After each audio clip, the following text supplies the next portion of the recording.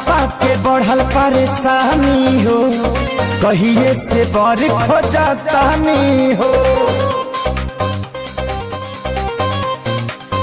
बाबे पापा के बढ़ल परेशानी हो, कहिए से बर खोजतानी हो। तहरा सखी लोग के हो गइल शादी, खैली भोले बाबा के बरसाती।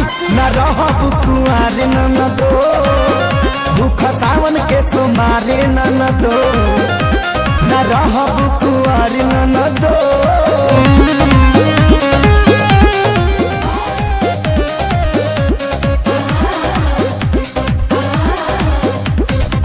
फूल बेल पत्तर से लडलिया सजाई, गाँव के शिवाला पर जलवा चढ़ाई। फूल बेल पत्तर से लडलिया सजाई, गाँव के शिवाला पर जलवा चढ़ाई। हम शिव जी के पूजा कैनी, तहरा भैया के तबेलू पैनी। मिलनी मम ससुरारी ननदो,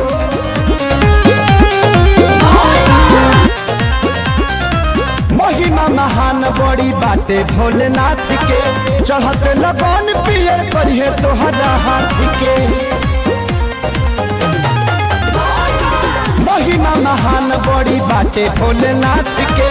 चढ़त लगन पियर करिए तोहर हाथ। कहे पवन आशीष खेसारी, एक बार जत भोला के दुआरी। दिहे जिंदगी सुधारी ननदो, न रहब कुंवारी ननदो। दिहे जिंदगी सुधारी ननदो, न रहब कुंवारी ननदो।